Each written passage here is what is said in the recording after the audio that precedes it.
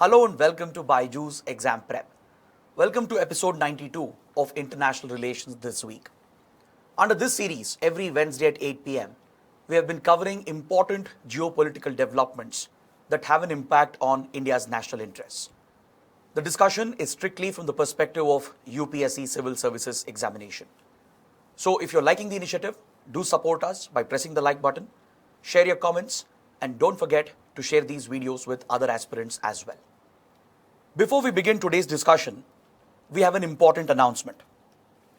On the 6th of November, we shall be launching our Prelims test series all across India.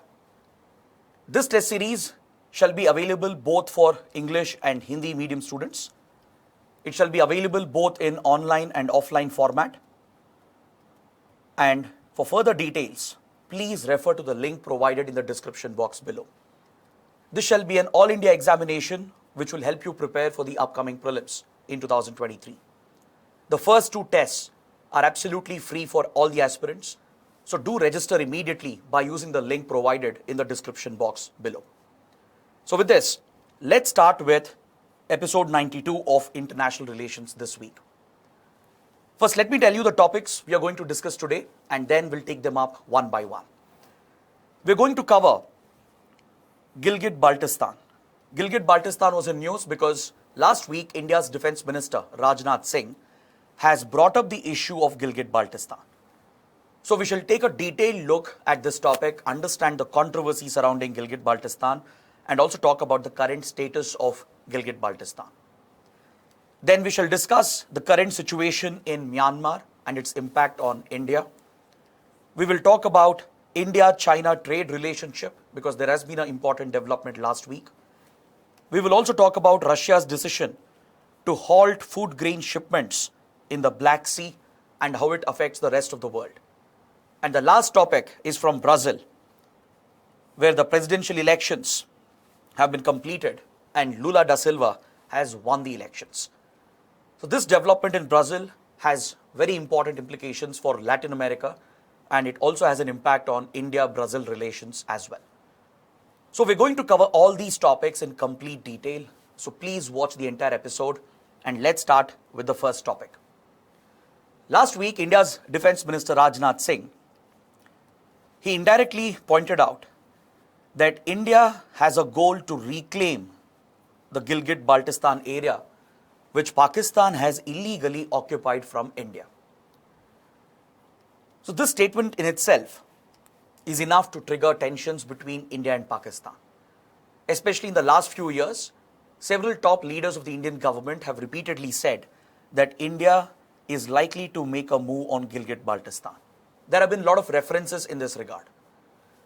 Defence Minister Rajnath Singh, for example, stated that the government is committed to fulfill the resolution that was adopted by the Indian Parliament in 1994, which called for the full integration of Gilgit-Baltistan into Indian territory.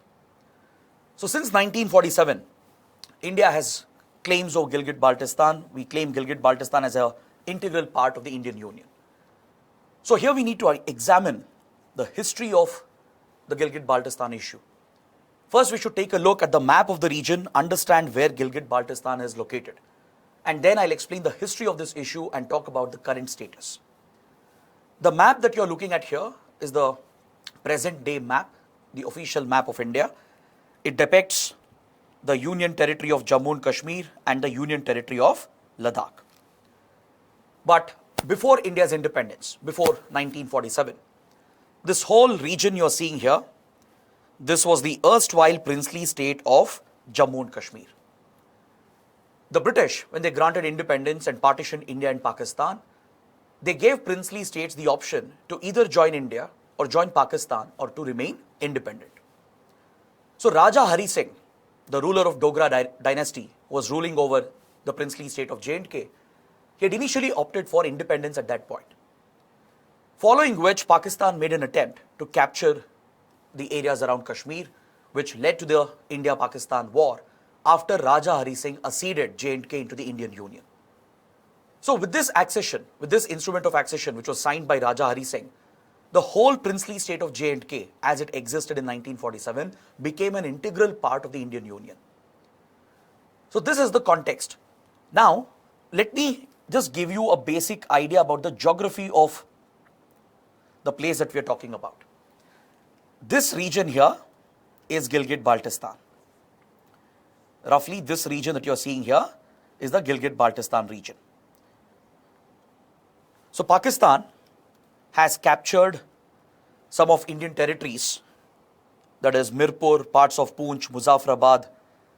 All these areas have been under Pakistani occupation since 1947, and we refer to this as Pakistan Occupied Kashmir or POK.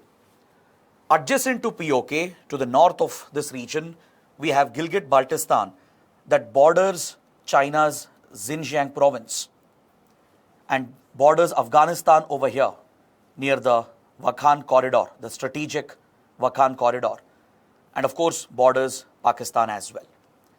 So this is where the strategic Gilgit-Baltistan region is located. So with this basic geography, let's understand the history of this region. Let's understand the entire controversy surrounding this region. See, prior to independence, when Jammu and Kashmir was a princely state ruled by Maharaja Hari Singh, Gilgit-Baltistan, the region that I just showed you, was very much a part of the princely state of Jammu and Kashmir.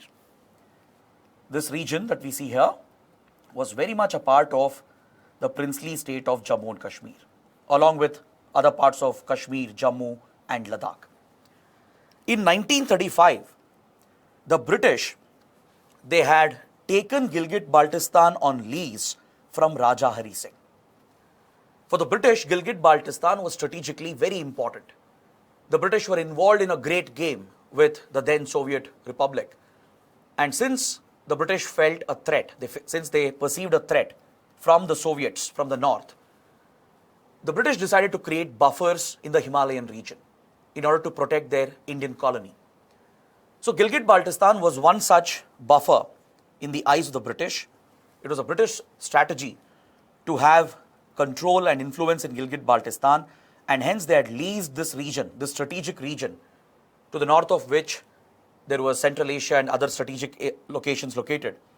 So they would lease the Gilgit-Baltistan region from Raja Hari Singh in the year 1935. But the sovereignty of this region was firmly with the princely state of Jammu and Kashmir. Then after independence, that is post 1947, Raja Hari Singh had to decide. He had to decide whether to join India or join Pakistan or to remain independent. So as per the options given by the Indian Independence Act, Raja Hari Singh initially opted for independence.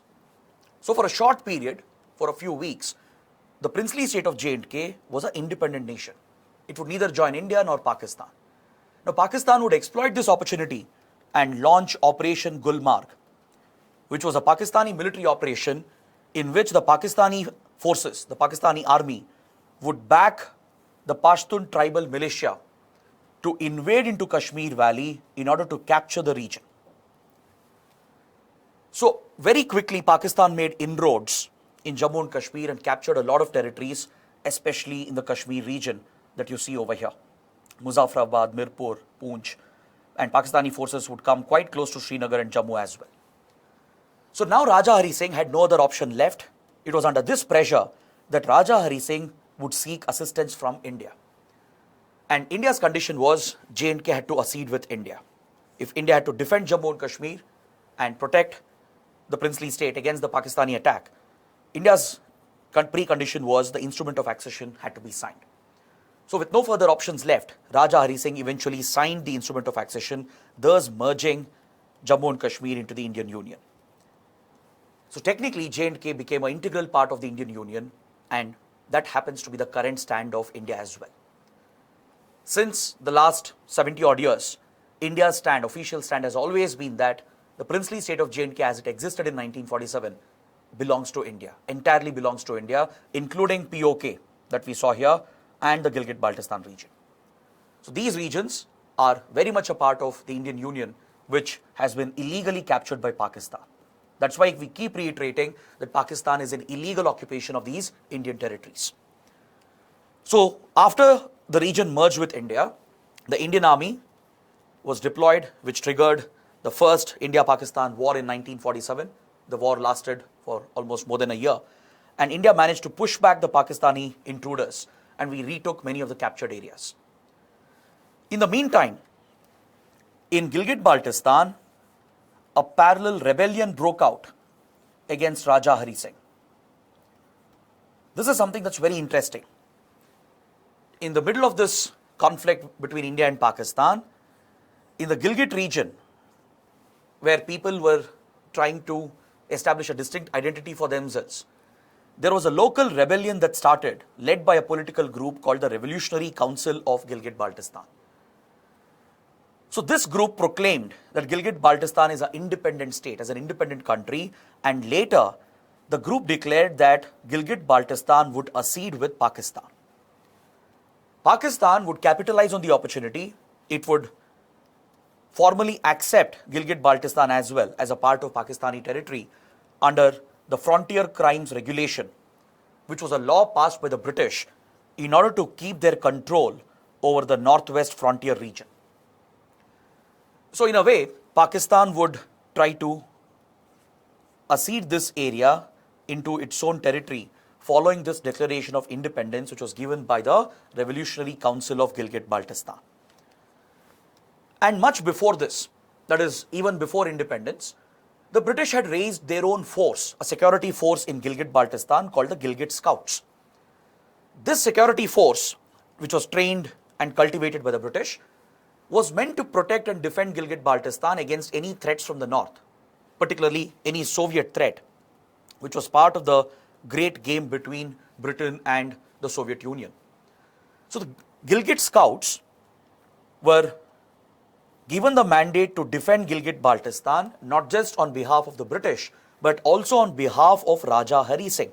Because please don't forget, until 1947, Gilgit-Baltistan was very much a part of the princely state of J&K. The British had only taken the region on lease. But after independence, the Gilgit Scouts, they would also rebel against the princely state of Jammu and Kashmir.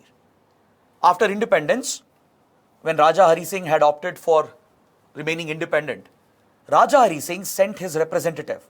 He sent Brigadier Kanzar Singh to be appointed as the governor of the Gilgit region. But the Gilgit Scouts, which was a local security force made up of the local tribal ethnic groups, they would rebel against this decision, and this force, led by a British major, William Alexander Brown, would rebel against Raja Hari Singh, and they would declare independence.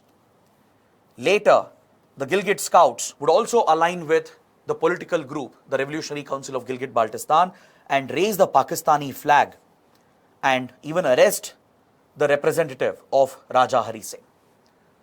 So these were the developments that took place in 1947. The Gilgit Scouts would even proceed to capture several areas in the Ladakh region, in the Ladakh sector, and they would capture Skardu, Kargil, Dras, and other areas in the Ladakh region over here. It was only in 1948 that India would recapture Kargil, Dras, Batalik, and these sectors, which earlier were taken by the Gilgit Scouts.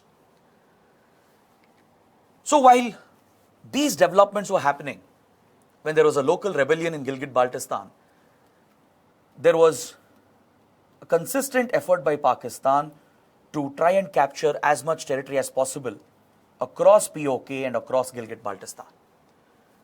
So on the other side, the India-Pakistan war had broken out. India was fighting back against the Pakistani invasion. We retook some of the captured areas, and eventually, by 1948-49, we would seek a settlement to this conflict, and we would approach the United Nations. India would even agree to a ceasefire, and a ceasefire line was drawn up in the disputed area, which became the temporary de facto border between India and Pakistan. Later, the ceasefire line has been renamed as the LOC, as the line of control, through the Shimla Agreement of 1972. But as the ceasefire line was drawn in 1949, and as UN gave itself a role to monitor the ceasefire between India and Pakistan, the rebellion in Gilgit-Baltistan continued, and a so-called provisional government was also created here with the backing of Pakistan. So basically, Pakistan had already captured these areas. That is, POK was firmly in the hands of Pakistan. It was under the illegal occupation of Pakistan. Parallelly, in Gilgit-Baltistan, a so-called provisional government would be set up, which would align with Pakistan, and all these areas would accede to Pakistan. Pakistan would give recognition to the so-called Azad Jammu and Kashmir region. India rejects this reference. India outright rejects this reference because POK, Gilgit-Baltistan, both are integral parts of Indian Union, because the legitimate ruler, Raja Hari Singh, at that point had signed the instrument of accession which acceded the entire princely state of J&K into the Indian Union. But Pakistan would proceed to recognize this provincial government and give recognition to these areas and bring it directly under the administration of the Pakistani central government. So since then, these areas that we are referring to, Gilgit-Baltistan and POK, have been under Pakistani control and under Pakistani administration. So coming to the current status, what is the current legal constitutional status of Gilgit-Baltistan? See, the POK region, the Muzaffarabad, Mirpur region, which is under Pakistani control, it has its own constitution, and there is a local government body, a local administrative body, which functions as per the provisions of the constitution. But eventually, it's the Pakistani government which has control over POK. On the other hand, in Gilgit-Baltistan, for most of the last 70 years, it has been directly ruled by the central government. Through executive fiat, the Pakistani government has exercised direct administrative control over Gilgit-Baltistan, whereas POK had a unique status, a special protection, as it was given a unique constitution of its own while being under the sovereignty of Pakistan, while being under the rule of the Pakistani state. Later, these areas, the Gilgit-Baltistan area, which was referred to as the northern areas, they have been renamed as Gilgit-Baltistan in 2009. Until then, these areas, Pakistan would refer to them as the northern areas. It was an extension of the tribal belt of Pakistan. So Pakistan had direct administrative control here through the central government. But in 2009, through the Gilgit-Baltistan Empowerment and Self-Governance Order, the region has been renamed, and the legislative council which was there for the northern areas was replaced with a so-called legislative assembly. So Pakistan even allows so-called local elections to be held. In this legislative assembly, there are some seats where members are directly elected from the local community, and there are few nominated members who are nominated by the Pakistani government. So these elections are just for the sake of it.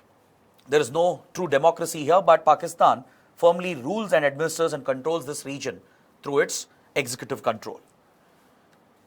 Recently, in 2018, the PML government issued another order which centralized the powers with regard to Gilgit-Baltistan. There was a sense of provincial autonomy to an extent in Gilgit-Baltistan because there was a separate legislative council that was later replaced by a legislative assembly.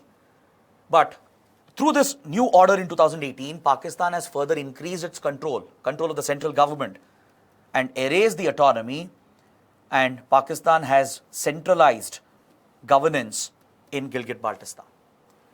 This was even challenged at the Supreme Court of Pakistan. The Supreme Court tried to intervene, tried to extend its own influence in Gilgit-Baltistan in order to push for governance reforms. But the Pakistani state has prevented this from happening, and Pakistan has centralized the powers here, and Gilgit-Baltistan has been firmly placed under the administrative control of the Pakistani government. Now, Pakistan is more interested in exercising stronger control here because Gilgit-Baltistan today has great strategic significance. Pakistan would like to control the resources here, especially land, water, and other strategic resources, because this is where the strategic China-Pakistan economic corridor is passing through, which is a part of China's Belt and Road Initiative. China has invested billions of dollars in this region, in the Gilgit-Baltistan region, through which its infrastructure projects are passing through. Its roadways, railway lines, and even oil gas pipelines are passing through the region. And Pakistan is obligated to assist China in these projects. In fact, it's a nexus between China and Pakistan to undermine India's sovereignty, to question India's territorial claims by establishing such permanent projects.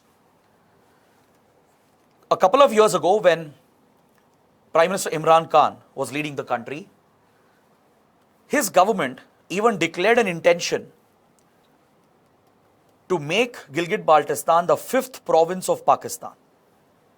See, as of now, Gilgit-Baltistan has a slightly autonomous status, even though it's under the direct rule of the Pakistani government, and even though there is a local government for the namesake of it.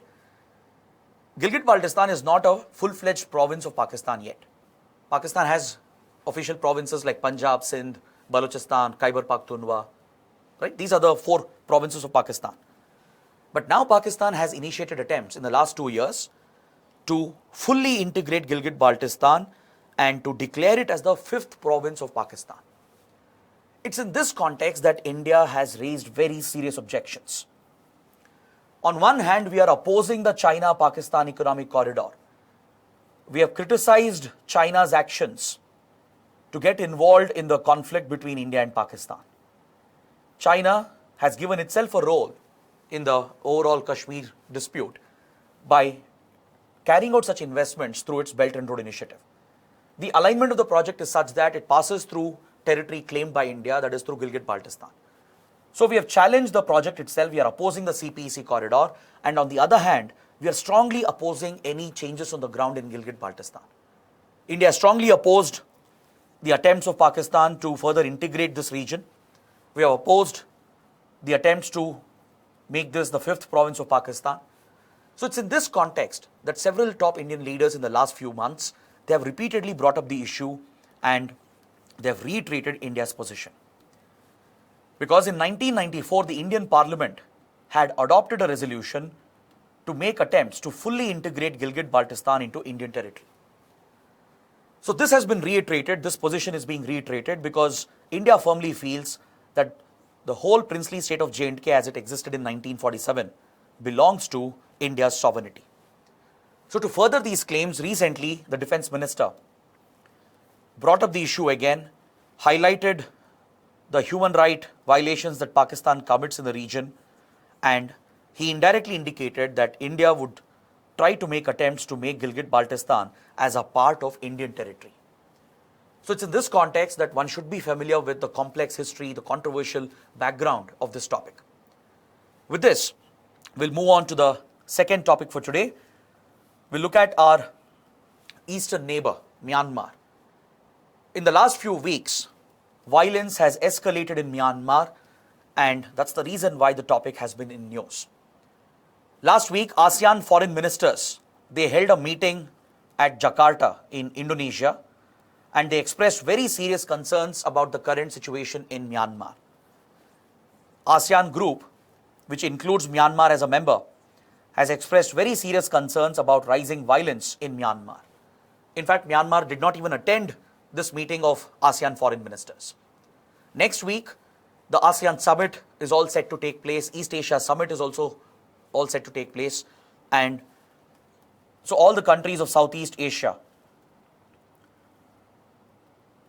who are the members of ASEAN, along with members of East Asia summit, that includes India as well, they are going to pay a lot of attention to the current political situation in Myanmar. So in this context, we should talk about the brief history of Myanmar. What is the current situation, what's happening in Myanmar, and how does it affect India? Any UPSC aspirant should have a solid understanding of this important topic. So let's do a quick examination of Myanmar's history. See, Myanmar was a British colony and gained independence in 1948. As a British colony, it was referred to as Burma. Post-independence, it renamed itself as Myanmar. So following Myanmar's independence, Myanmar was moving towards a democracy. But very quickly, Myanmar's military, particularly its army, which is very close to radical Buddhists in Myanmar. Myanmar is a Buddhist majority nation, but the religious clergy, the religious class, which is close to the army, together worked to wipe out democracy in the country and captured power in 1962. Myanmar's military has always been power hungry. In 1962, Myanmar would fall under military dictatorship, and this military rule is often referred to as the rule of the military junta. For many decades, Myanmar would remain under the rule of the military junta, during which there would be serious violation of democratic rights and human rights. From 1962 all the way till 2010, for almost 4 to 5 decades, Myanmar has suffered immensely under military dictatorship. In 1980s, there were attempts to revive democracy. In 1988 especially, Aung San Suu Kyi, the popular leader of Myanmar, also the daughter of Myanmar's independence hero, returned back to Myanmar and led her party, National League for Democracy, and led a pro-democracy movement in the country. But Myanmar's military crushed the pro-democracy movement with violence, killed a number of civilians, and also placed Aung San Suu Kyi under house arrest in 1989. Since then, until 2010, for almost 2 decades, for 20 years, Aung San Suu Kyi was under house arrest. It was in recognition of these efforts of Aung San Suu Kyi that she was even awarded the Nobel Peace Prize. So Myanmar's military rule continued for many more years, and especially after the military crushed the pro-democracy movement and arrested Aung San Suu Kyi, the Western countries placed Myanmar under economic sanctions in order to isolate Myanmar and punish Myanmar economically, so that it could put pressure on the military leadership. So these sanctions finally had some impact, and by 2010, Myanmar's military junta felt the need to open up its economy.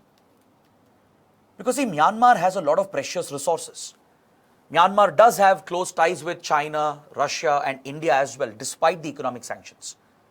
These countries have always maintained their independent economic ties despite the Western sanctions. India also has ignored the Western sanctions against Myanmar throughout this entire period that I'm referring to. But this wasn't enough for Myanmar. For Myanmar to grow economically, to exploit its resources, it needed Western capital, it needed Western support. So to please the Western countries, the military junta opened up the country in 2010, and partial reforms were introduced that led to a partial democracy. Elections were introduced, but only few seats in the parliament were opened up for direct elections. Majority of the seats were still reserved for Myanmar's military members who would be nominated. It was still a military-dominated government which only had few elected members. So this partial transition was not recognized by the Western countries. But later in 2015, Myanmar initiated full reforms and it transitioned to a full-fledged democracy. At least for the sake of it, full-fledged elections were introduced. Even though the military remained in a dominant position, it allowed elections to take place. And Aung San Suu Kyi by then had been released as well. So her party, National League for Democracy, won a historic election in 2015. And for 5 years, from 2015 to 2020, there was a elected government in place in Myanmar. So Western governments recognized the transition which had happened. They had lifted the economic sanctions as well. And this was a huge relief for India, because India no longer had to choose between working with Myanmar and balancing its interests with Western countries. Because quite often India had been criticized by Western countries for not following the sanctions and for not punishing Myanmar. So for 5 years, Myanmar transitioned into democracy, and this was a very big relief for India. So stability was slowly returning back to Myanmar. But in 2021, last year, there have been a lot of big changes and developments that have happened. When the next round of elections took place in 2020, again, Aung San Suu Kyi's party, NLD, was clearly set to win the election. So now the military junta started fearing that it would lose its dominance and influence, and it started making baseless allegations that electoral fraud had been committed. Now that the military was certain that NLD would win the election and form the government again, it feared losing control and it started targeting the electoral process itself. It brought up baseless allegations against the elections. It alleged that electoral fraud had been committed, that elections had been manipulated, and it would nullify the election results in February 2021, and it would remove the democratic government and again capture power in the country. The military basically overthrew the elected state, carried out a military coup, and captured power again in February 2021. Since then, a national emergency has been declared. All the top political leaders, including Aung San Suu Kyi, have been arrested. The government itself has been disbanded, and this triggered a huge wave of protest by the civilians. So Myanmar has tried to crush the protest by using force again, and in the last 1.5 years, a lot of violence has been committed in Myanmar. Hundreds of innocent civilians have been killed, protesters have been targeted, journalists, activists have been arrested, tortured, and even killed as well by Myanmar. In the last few weeks especially, the violence has escalated, and Myanmar's Air Force has even carried out airstrikes targeting civilian population. Myanmar's current military rule has even aligned with few rebel groups and few insurgent outfits, and it is apparently using them to target civilians and the coalition which has been created to push the country back towards democracy. So this has increased the scale of violence in the country. It has destabilized Myanmar entirely. And since Myanmar is a key neighbor of India, it obviously has direct implications for India. India cannot ignore the threat. See, the Myanmar government, which was removed from power, it has formed a coalition of its own. There is a resistance which is being offered by the coalition of political groups, along with the support of various protesters and civilians. There are many ethnic groups as well in Myanmar which are rebelling against the military rule. So all these forces, the pro-democracy forces, have aligned together and they are jointly opposing the military rule. The military, on the other hand, has aligned with few other rebel factions, which is using these insurgent groups to target the pro-democracy protesters. So particularly in the Chin state and the Sagaing region, which borders India, you can see that here in the map. You can see the Chin state and the Sagaing division of Myanmar here. These parts of Myanmar where violence has really escalated in the last few months, they share borders with Mizoram and Manipur. They share direct borders with Manipur and Mizoram. Now the biggest challenge for India is that Myanmar is a critical neighbor of India. India-Myanmar share a land border of more than 1,600 kilometers. This land border is very, very sensitive for India. There are two tri-junction points in the north. In the north of this border, India and Myanmar, they meet China over here. It's a tri-junction point. To the south also there is a tri-junction point where India, Myanmar meets with Bangladesh. The entire border is a sensitive, porous border. The terrain of the border is also very complicated. The geography is a very difficult geography in the region because of hilly, mountainous areas and dense forests. So this porous nature of the border has often been exploited by insurgents, including Northeast insurgent groups, and also by organized criminal gangs. Myanmar is part of this region called the Golden Triangle, which is one of the hubs of global drug production, and all forms of illicit criminal activities can be found in the Golden Triangle. Golden Triangle is located at the tri-junction of Myanmar, Laos and Thailand. So from here, organized crime has spilled over into India as well, into India's northeast from across the border, and various northeast insurgent groups have often taken shelter in Myanmar.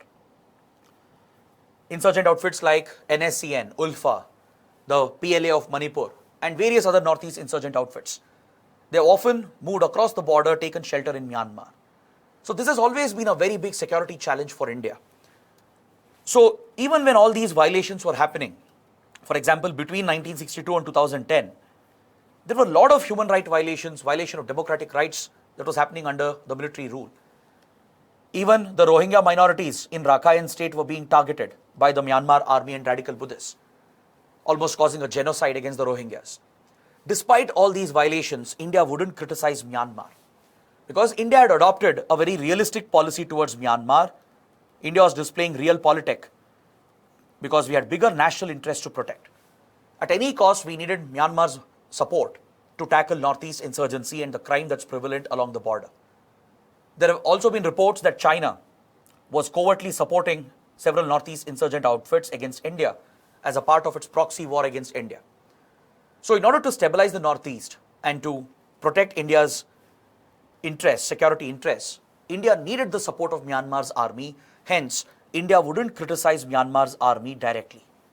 Despite all the violations that have happened, the democratic violations, the targeted violence against Rohingyas, etc., we have never criticized Myanmar openly, and rather we have built very close ties with Myanmar. India has even extended economic support. We have invested a lot in Myanmar in many key projects. We have even supplied weapons to Myanmar's armed forces, and even we conduct joint exercises, joint operations with Myanmar.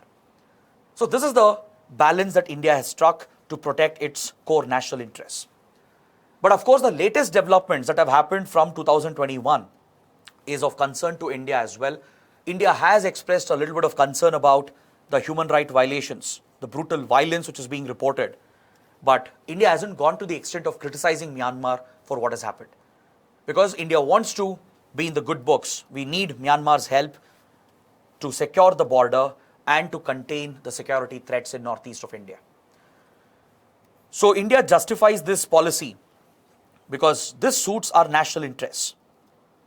There's nothing much India can do internally in Myanmar, but it's more vital for India to protect our immediate interests because Myanmar plays a key role in targeting the safe haven that exists for Northeast insurgent outfits.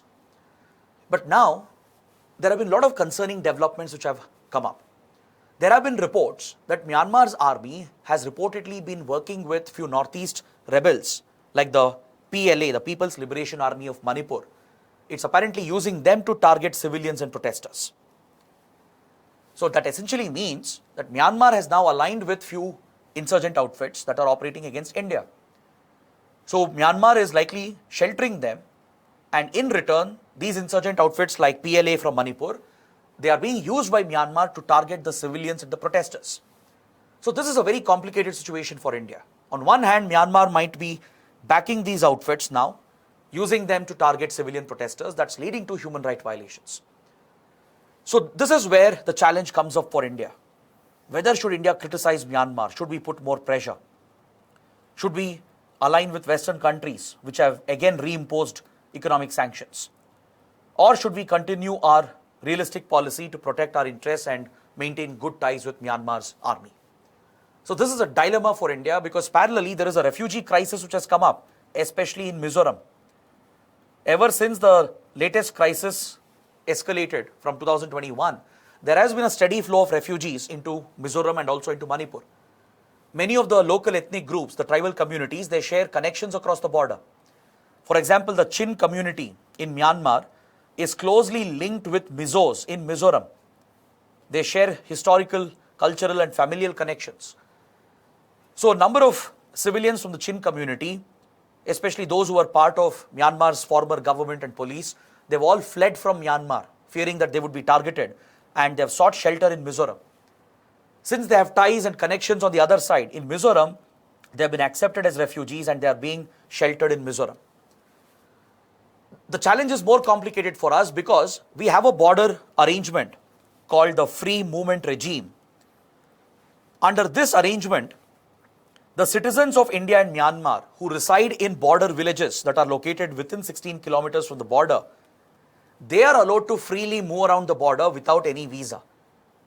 It provides for free movement of people, the local people from the border villages, and helps them maintain the close ethnic, cultural and economic relations on both the sides. So since this free movement regime is available to the citizens here within 16 kilometers from the international border, it has enabled the flow of refugees as well quite easily. In fact, when the crisis was escalating, the Ministry of Home Affairs, which is responsible for border management and internal security, had issued a directive to all the state governments to not accept refugees from Myanmar. But the state government of Mizoram went against it, and it has sheltered a number of refugees. Officially, around 30,000 refugees have been registered in Mizoram as of now. The number might be much more than that. It might be many times more because not all the refugees would be registered. So local NGOs, the churches, the state government, they're all sheltering and supporting the refugees, even though the government of India was against it. Because India doesn't want to be seen as protecting the refugees, which might anger Myanmar's government. The military rule might object to it. So despite the objections of the Indian government, the state government has accepted the refugees, and the government of India has not prevented the state government from doing this. So that is where things stand as of now. So the refugee burden is also increasing in states like Manipur and Mizoram. It is creating challenges for center-state relations as well, creating border security challenges, and along with that, our ties with Myanmar are at risk. Our investments are suffering. India had taken up many big projects, key projects, like the trilateral highway project that would link India, Myanmar and Thailand. The Kaladan multimodal project linking India and Myanmar. All these projects have been halted due to the escalation in violence and the crisis that's going on in Myanmar. So that is why the topic is very important and relevant for our prelims and as well as for our mains exam. Now coming to the third topic, there is an important development with regard to India-China trade relationship. Last week, Chinese customs released the trade data between India and China, according to which the bilateral trade volume for the first 9 months of 2022, that is from January to September, has already crossed $100 billion. Now this is a record in itself. India-China trade for this year, from January to September 2022, has already crossed $100 billion. Along with this, our trade deficit has climbed to around $75 billion. So this helps us talk about the nature of trade relations between India and China and the issues that are prevalent in the India-China trade relationship. So let me just take you through the India-China trade relations, just a small brief discussion. See, this is a trend which has been continuing from last year. In 2021 as well, the bilateral trade had crossed $100 billion. For last year, the total trade volume was $125 billion. But the challenge for India is that out of these $125 billion, India's imports alone accounted for $97.5 billion, which meant India had a trade deficit that was more than $60 billion. So this year, looking at this year's numbers, it is very much likely that we are going to breach the previous year's numbers and the trade deficit is likely to increase even further. So this is becoming an unsustainable relationship because the trade imbalance is in favor of China and against India. India has a huge trade deficit because we import a lot more from China than what we export to China. So this also highlights India's dependency on China. It highlights the dependency of the Indian economy on China for certain key intermediate products, raw materials, etc. And it also highlights the threat that India faces from China. Because China is known to weaponize its trade surplus. China has often used the trade advantages in geopolitics to gain geopolitical advantages. Today, many sectors in India have developed a critical dependency on Chinese products. For example, you look at the power sector, the telecom sector. You also look at pharmaceuticals. Even though India is a pharmacy hub, India is called the pharmacy of the world, most of the raw material, the APIs, the active pharmaceutical ingredients, they are sourced from China. Nearly 60% of APIs come from China. Even in sectors like automobiles, engineering, machinery, there is a great deal of dependency with regard to India. India depends a lot on the imports that we procure from China. So this is what the data indicates. This dependency is increasing day by day despite the best efforts of the government to move towards self-reliance. Now the concern is that China could weaponize the trade surplus, use this to gain geopolitical advantages against India, considering that we have an active border dispute going on. So the other concern for us here is that our exports to China has fallen, has declined, whereas our imports from China has gone up by a very big margin. So this indicates the growing reliance and dependency of few key sectors in India on Chinese products, and the growing imbalance, the trade deficit, is a very serious concern for us. Because on the other hand, China doesn't really give us market access. In key sectors like IT, textiles, etc., where India has an advantage, China doesn't give India easy market access. Whereas Chinese goods often flood the Indian market, and it often resorts to the practice of dumping goods on India. Dumping is a prohibited practice as per WTO norms. But China resorts to dumping as well, and India also relies on China for the supply of essential raw materials, intermediate products, etc. On one hand, it's a positive sign as well because we are importing more intermediates, because it shows that domestic production is picking up in India after the pandemic. Because these intermediates that we are procuring from China, they will be used to make other goods and products which India would later export to other countries. So it will help boost our exports and domestic production.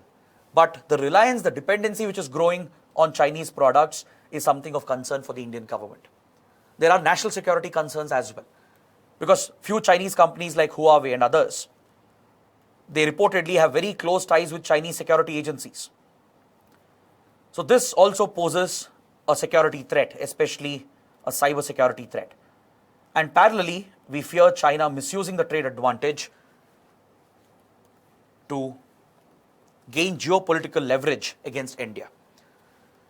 So this is what India is really worried about. The trade volume has surged to more than $100 billion already. We still have many more months left in the year, and most likely the trade volume will increase and the trade deficit will also increase. It might cross $75 billion. So this is what India is really worried about. And when this data was brought out by Chinese customs, parallelly on the Indian side as well, the trade data was published. And there was a very interesting data point that came out. There is a $12 billion mismatch in the data provided by China and India. Now this is of concern for India because there is a mismatch happening in the import-export data. According to Chinese customs, for the first 9 months of this year, the trade volume is $103 billion. According to Indian authorities, the trade volume is just $91 billion. So what's the difference? The difference is 12 billion. Experts are saying that this mismatch is happening because Indian traders, Indian importers, they deliberately under-report, under-invoice the shipments in order to avoid paying taxes to the government. This is tax evasion. To avoid the high import duties on Chinese products, Indian importers are under-reporting their imports. They are under-invoicing the shipments which are coming in. So as a result of this, there is a $12 billion mismatch in the data. So this is again a worry for India because it's a loss of revenue for the government. So India will have to come up with measures to deal with the under-invoicing, under-reporting of the shipments into India from China. This is being done by Indian importers. So that is why the trade data which was released last week is of great importance. It helps us understand the pattern of trade between India and China. Now moving to the last two topics, which are very small developments. One is related to the Russia-Ukraine conflict, and the last one is the development related to Brazil.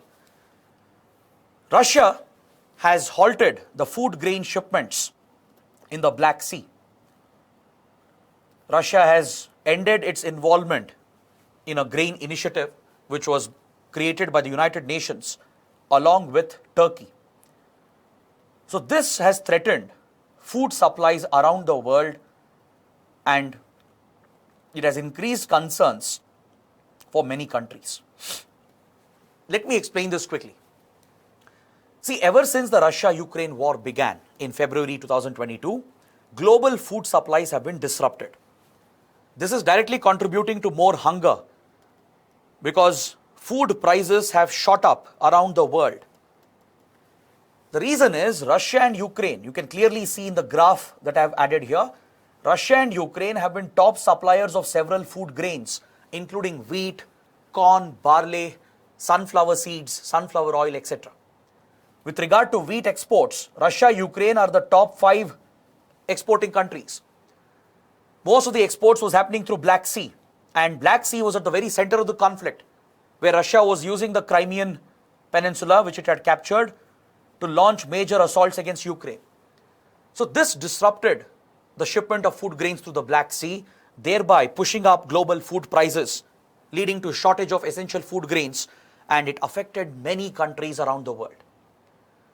Small, poor countries in Asia, Africa, in Middle East, and also developed nations in the West, they've all been affected by the disruption in food supplies and the rising food inflation.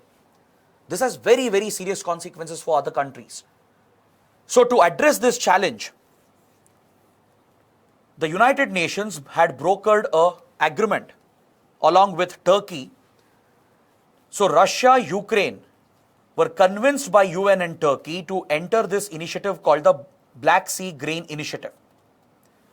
The Black Sea Grain Initiative would ensure that there would be a flow of food grains from both Russia and Ukraine through the Black Sea, and neither Russia nor Ukraine would disrupt the shipments. This was a humanitarian requirement. It was a humanitarian concern. Turkey would facilitate the passage of these ships through the strategic straits of Bosphorus and Dardanelles Straits so that the global food markets are not disturbed and affected.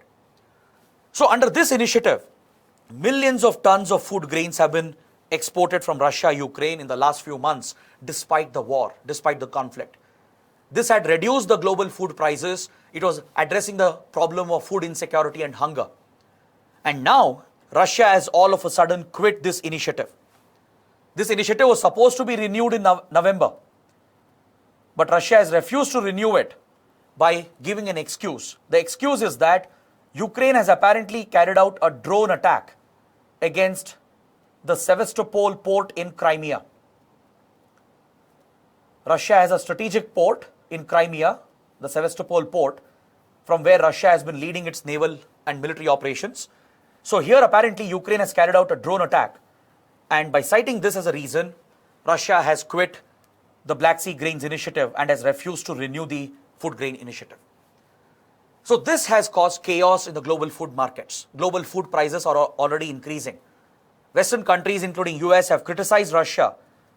They are blaming Russia for weaponizing food trade or the export of food grains. And as a result of this, many countries could suffer from increased hunger, and it will have social consequences as well.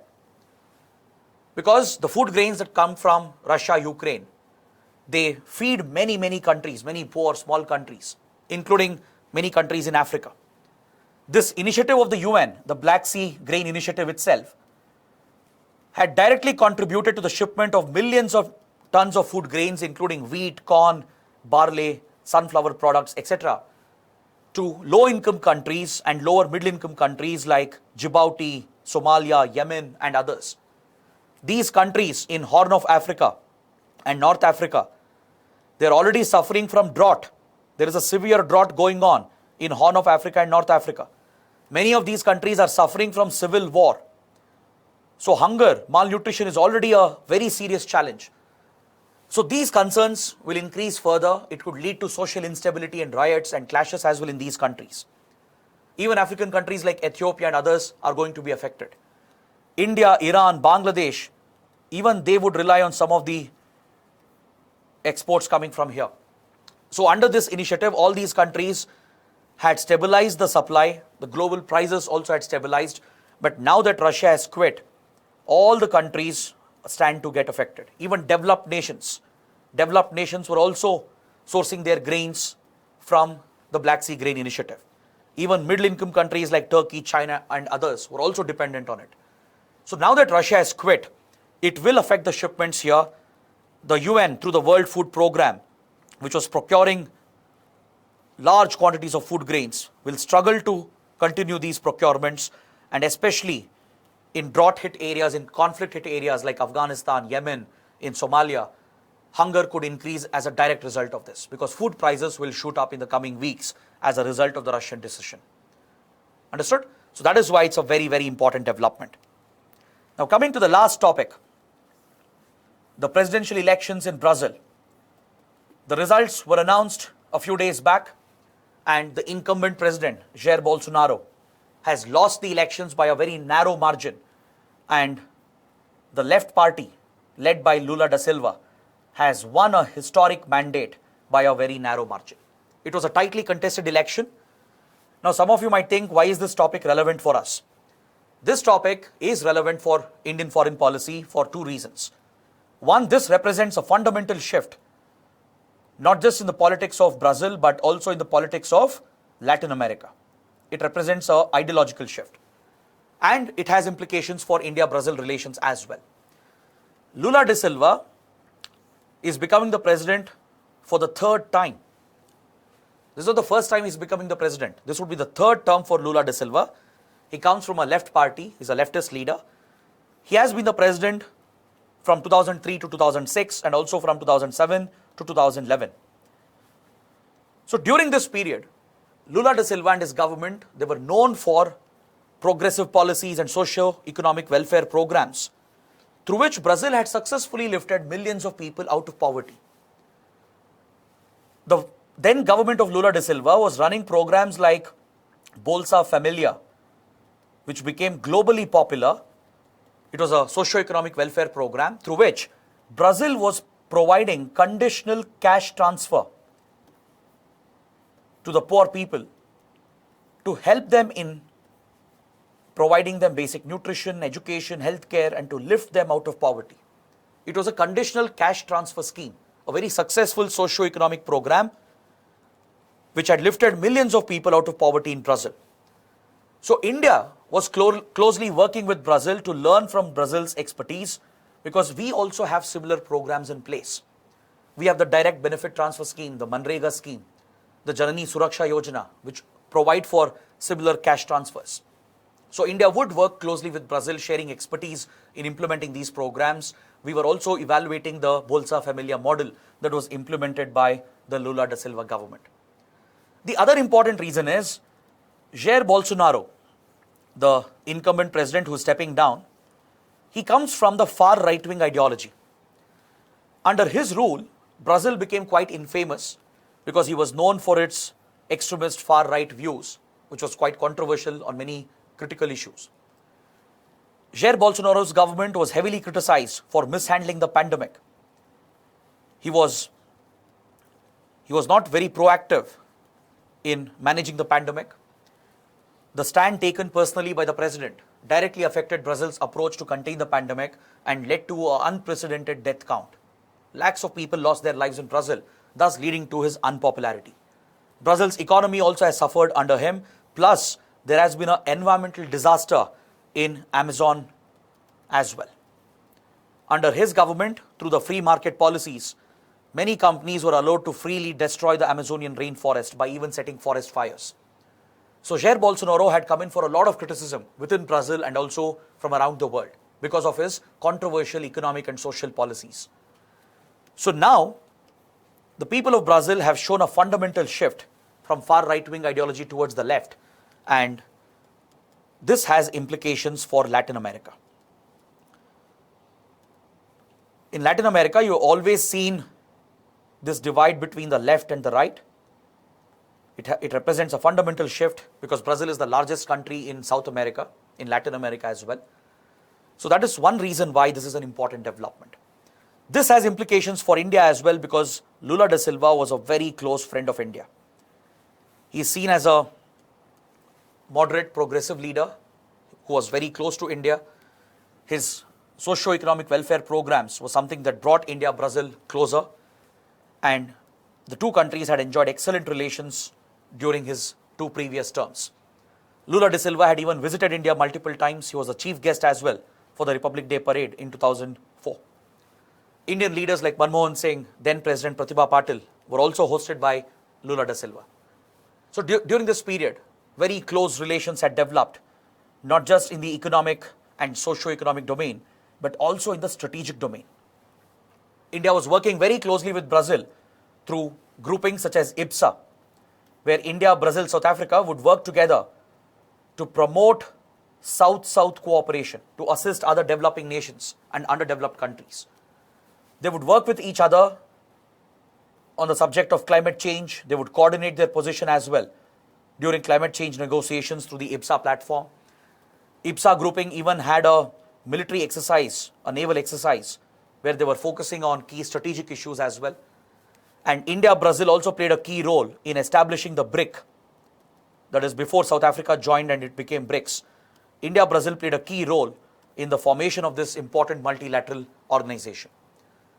So not just in the economic domain and in the social domain, but even in the strategic domain, India-Brazil have shared very good ties under Lula da Silva. So that explains why Prime Minister Narendra Modi was one of the first leaders to wish Lula da Silva on his electoral victory. Prime Minister Modi tweeted within few hours of the results and congratulated him on his landmark victory. And he has said that India is looking forward to work closely with the new government in Brazil. So that is why it's an important topic, as it gives us an insight towards India's policy into the Latin America region.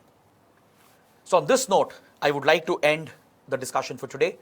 I hope it was a fruitful discussion. We have covered 5 major topics. We have covered it in detail. So if you like the video, do let us know, do support us by pressing the like button, share your comments below, and don't forget to subscribe to our channel. Thanks for watching.